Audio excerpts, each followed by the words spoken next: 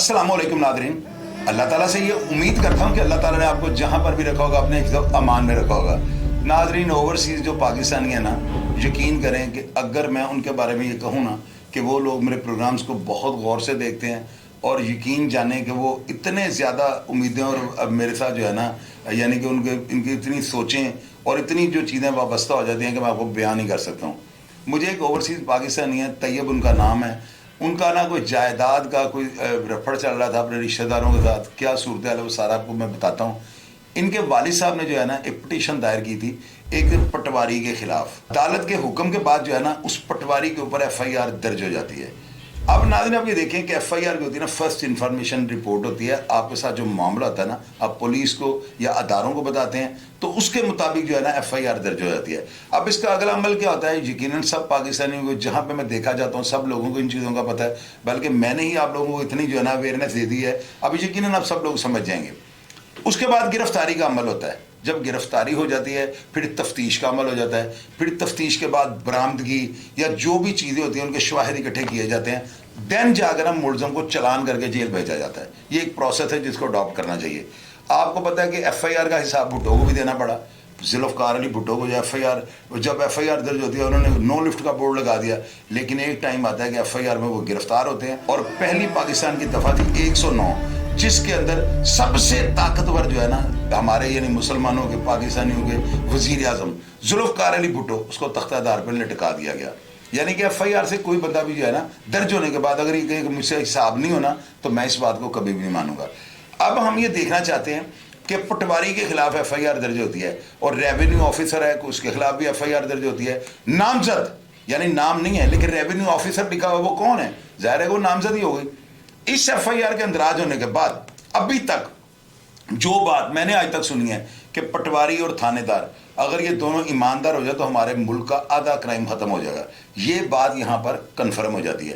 पटवारी कितना ताकतवर है इसके बारे में मैंने क्या बातें सुनी हैं, क्या बातें लोगों ने मुझे कॉल करके बताई हैं, मैंने इनसे क्या बातें पूछी हैं, क्या क्या शवाहिद मौजूद है उसकी करप्शन के, ये सारी बातें आपको बताने लगा हूँ। और वो गिरफ्तार क्यों नहीं हुआ, मेन चीज़ तो ये है ना, इसकी सारी वजह मैं आपको बयान करने की कोशिश करता हूँ। कमेंट बॉक्स में अपने अपनी राय से जरूर आगाह करना है। भैया आप अपना तारुफ करवाएं, ये पिटिशनर आपके क्या लगते हैं, इन्होंने FIR दर्ज करवाई किस किस के खिलाफ करवाई और पुलिस उसको गिरफ्तार कर रही है कि नहीं कर रही है, बाकी बातें मैं पब्लिक को बताता हूँ। जी बहुत शुक्रिया जो साहब, आपने मुझे अपने प्रोग्राम में मदद किया।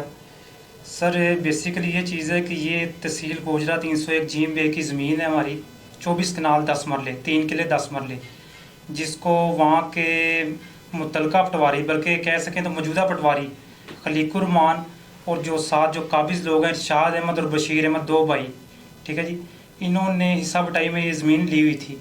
ठीक है जी, सन 2006 में इन्होंने जो आज का मौजूदा पटवारी जो है खलीकुर रहमान, जो सन 2006 में भी पटवारी था, उसके साथ मिलके इसका जाली इंतकाल, ठीक है जी, जाली इसकी रजिस्ट्री करवाई, जाली इंतकाल इसका अपने ऊपर करवाया करके इन्होंने अपने नाम पे इस ज़मीन को हत्या लिया। ठीक है जी, खैर ताया जी हैं मेरे, मोहम्मद सदीक नाम है उनका, ठीक है जी, उनकी ये ज़मीन थी। तो जब उनके ये ज़ेर इल्म ये बात आई कि ये ज़मीन उन्होंने जो हिस्सा बटाई में दी गई थी इनको 24 कनाल 10 मरले, इन्होंने इसका जाली इंतकाल करा के अपने नाम करवा ली ज़मीन।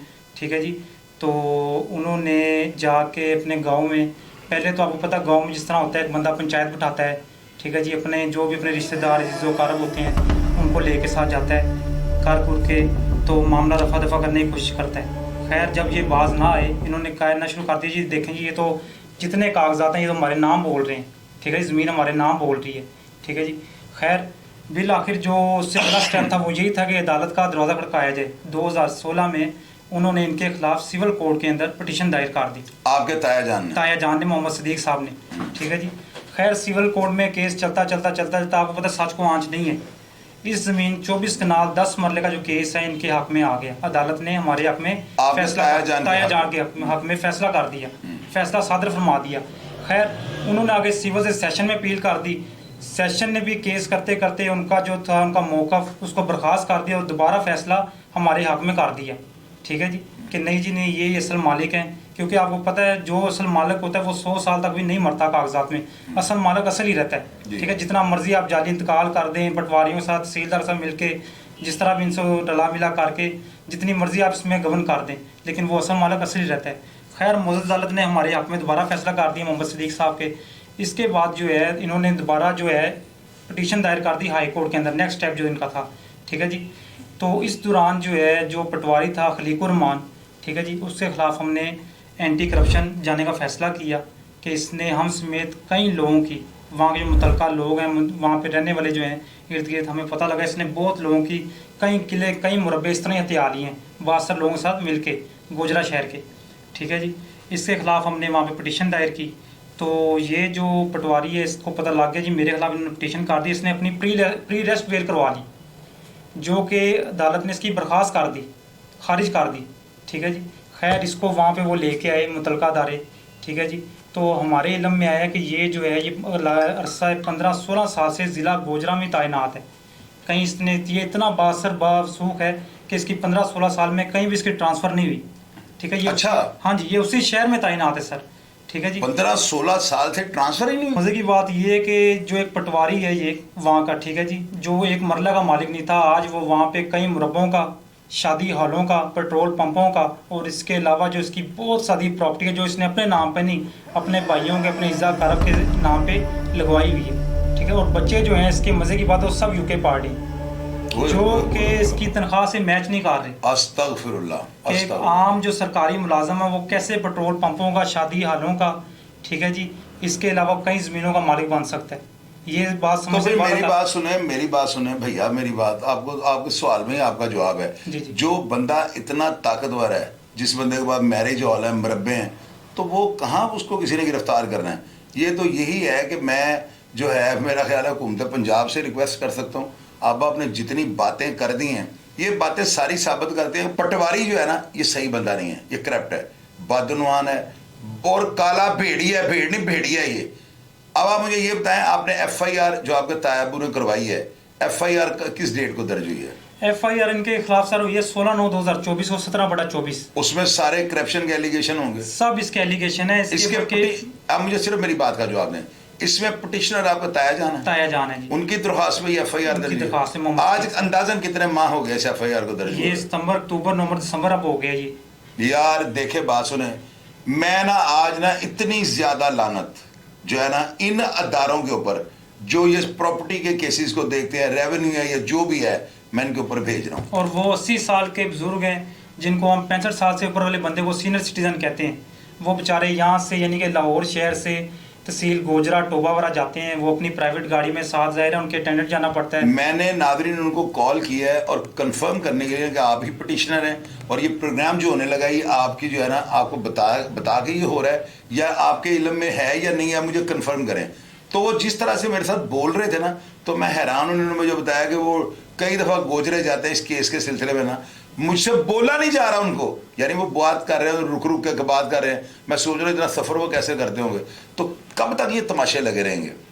मरियम नवाज साहबा जो हैं वो चीफ मिनिस्टर हैं पंजाब की, और उनको कम अज़ कम ये चाहिए कि वो देखें कि ये क्या हो रहा है। ये सबसे बड़ी करप्शन जो है ना थानेदार में और पटवारियों में। और मैं तो ये कहता हूँ कि थानेदार क्या करते हैं, 1-2 लाख का जो है ना हेरा फेरी कर रहे हैं, कोई 2-4-5 लाख के लिए बदरवानी करते हैं। ये लोग तो जो है ना प्रॉपर्टी के चक्कर में और ये जायदादों के चक्कर में लोगों को फुटपाथ पर लेकर आ गए हैं। यार क्या तमाशा हो रहा है, मुझे आप ये बताएं।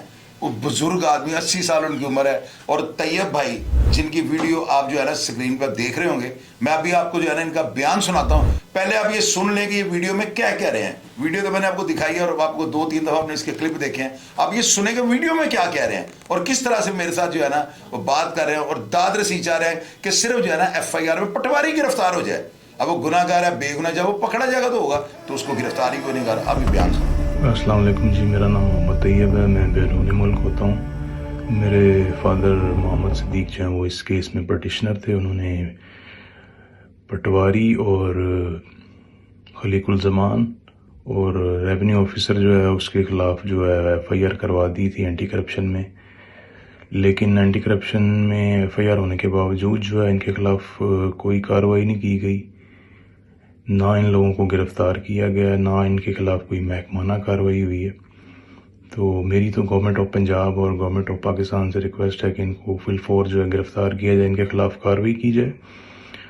क्योंकि मेरे फादर जो है ओवर एज हैं, वो चल फिरने से ज़रा कासिर हैं, बीमार हैं, 80+ उनकी एज है, तो वो इसको मोर परसू नहीं कर सकते, नहीं जा सकते। तो लिहाजा मैं आपके प्लेटफॉर्म से गवर्नमेंट ऑफ पाकिस्तान से रिक्वेस्ट करता हूँ कि इनको फौरी गिरफ्तार किया जाए और सख्त से सख्त एक्शन लिया जाए इनके खिलाफ। शुक्रिया। आपने ये बयान सुना है, इस बयान के अंदर आप ये देखें किस प्यार मोहब्बत के साथ वो जो है ना, हालांकि बंदा बम बन चुका होता है, बंदा कहता है कि मैं फट जाऊं, उन्होंने कोई ऐसी बात की है कि जिससे वो इश्तियाल या वो इस जिम्मे में आपको लाना चाहें। बड़ा इमोशनल होकर उन्होंने आपको बताया होगा जी मेरे साथ बड़ा जुल्म हो गया, किस ज़बरदस्त तरीके से उन्होंने बात अपनी प्रेजेंट की है।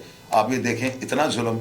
और ओवरसीज़ पाकिस्तानी जो है ना, इनसे मैं एक वादा कर रहा हूँ और मैं हमेशा से इस प्लेटफॉर्म पे काम करता हूँ, मेरे पास अगर किसी भी ओवरसीज़ पाकिस्तानी को कोई हेल्प चाहिए हो, मेरा प्लेटफॉर्म 24 घंटे आपकी खिदमत के लिए हाजिर है।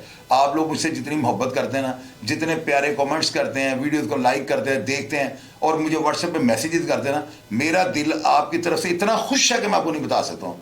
तैयब भाई, मेरा आपके साथ वादा है, मैं ऑन एयर, सारी दुनिया इस प्रोग्राम को देखती है, लोग पसंद करते हैं और लोग जो है ना फैमिली मेम्बर मेरे बन चुके हैं। मैं तमाम लोगों से ये कहूँगा इस वीडियो को ज़्यादा से ज़्यादा शेयर करें, क्योंकि आप लोग अक्के हुए हैं थियानदार के जुल्म से और पटवारी के जुल्म से।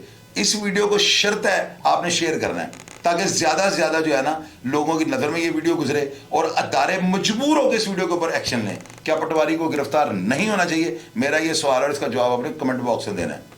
अपना और अपने घर वालों का हमेशा की तरह मैं कहता हूँ ख्याल रखिएगा, और प्रोग्राम का आपने जो भी कमेंट हो लिखना है, मैं आपको उसका भी जवाब दूंगा और आपसे पूरी बहस करूंगा। और इस पटवारी के बारे में, इसके बैकग्राउंड के बारे में, या ये जो बातें इन्होंने की हैं कि उसके पास इतनी प्रॉपर्टी है, सारे मामला, उसके ऊपर भी अगर आप जानते हो और कोई बात लिखनी चाहें तो मेरा मोबाइल नंबर भी ले लें, 0302 84 14 006। आप लोगों ने सिर्फ मुझे ये बताना है इसके बच्चे कौन से मुल्क में, क्या वाकई इसने पेट्रोल पंप बनाए हुए हैं, क्या वाकई इसके मैरिज हॉल है। इतना ही बड़ा ये मगरमच्छ बन चुका हुआ है कि अदारे इसको गिरफ्तार नहीं कर सके। तो क्या ये गिरफ्तारी फिर अमल में इस वजह से नहीं आ रही कि वो एक ताकतवर है? मैं ज़रूर हुकूमत पाकिस्तान से पूछना चाहता हूँ, अपना ढेर सारा ख्याल रखिएगा जी। पाकिस्तान जिंदाबाद।